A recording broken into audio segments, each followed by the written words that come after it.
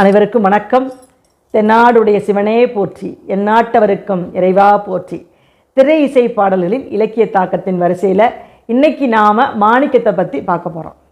பரஞ்சோதியார் அந்த திருவிளையாடல் புராணத்தில் சிவபெருமான் மாணிக்கம் விற்ற படலத்தில் மாணிக்கம் எப்படி பிறந்தது, மற்ற எல்லா மணிகளை விட இந்த மாணிக்கம் எப்படி சிறந்தது, அது என்னென்ன வண்ணத்தில் இருக்கும், அதாவது மாதுளம்பழையாக இருக்குமா, இந்திரனுடைய கோபம் போல் இருக்குமா, சிவப்பாக இருக்கும், அப்புறம் சூரியனுடைய கலந்த நேரத்தில் இருக்கும், பொன்னிறமாக இருக்குன்னு அந்த மாணிக்கத்து பலவிதமான வர்ணங்களை அவர் சொல்கிறாரு. அந்த மாணிக்கத்தை வச்சு ஒரு திரைப்பட பாடலில் அந்த பரஞ்சோதியார் மாதிரியே அவர் எழுதினது போலவே ஒரு கவிஞர் திரை இசை பாடலுக்கு எழுதியிருக்கிறாரு.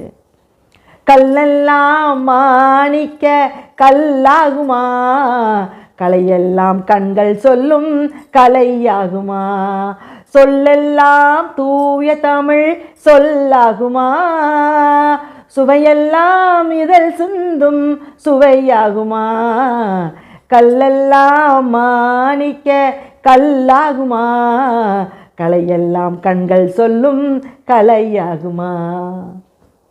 எப்படி எழுதியிருக்காரு பாருங்க. தமிழ், அந்த தமிழ் எப்படி இனிமையானதுன்னு சொல்லியிருக்காரு. இதில் ஒன்று சொல்லுவார், மாணிக்க வாசகர் அந்த மாணிக்கத்தை எப்படி உயர்த்தி சொன்னாரோ அதையும் இவர் எடுத்துக்கிட்டாரு.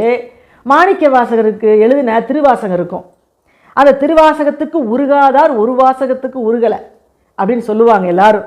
அதையும் இந்த வரியில் எடுத்து போடுவார். எடுத்து சொல்லுவார், கன்னி தமிழ் தந்ததொரு திருவாசகம், கள்ளை கனியாக்கும் உந்தன் ஒரு வாசகம், கன்னி தமிழ் தந்ததொரு திருவாசகம், கள்ளை கனியாக்கும் உந்தன் ஒரு வாசகம். பாருங்களேன், கன்னித்தமிழ் தந்தது. ஏன் கன்னித்தமிழ் பேர் வந்துச்சு? பரஞ்சோதியார் சொல்கிறாரு, இந்த மதுரையம்பதிய உமையாள் கன்னியாக இருந்து ஆண்டா, அதனால் கன்னி நாடுன்னு பேர் வந்துச்சு. அந்த கன்னி நாட்டில் தான் தமிழை வளர்த்தார்கள், அதனால் அதுக்கு கன்னித்தமிழ்னு ஒரு பேர் வந்துச்சான். எப்படியெல்லாம் அழகாக பரஞ்சோதியார் சொல்கிறாரு பாருங்க. அப்படி இந்த கன்னி தமிழையும் கன்னி தமிழனுடைய சுவையையும் அந்த திருவாசகத்தையும் கொண்டு வந்து இந்த பாடலில் அழகாக சொல்லியிருக்கிறாரு. அந்த கவிஞர் யாருன்னு நீங்களே பாருங்கள்.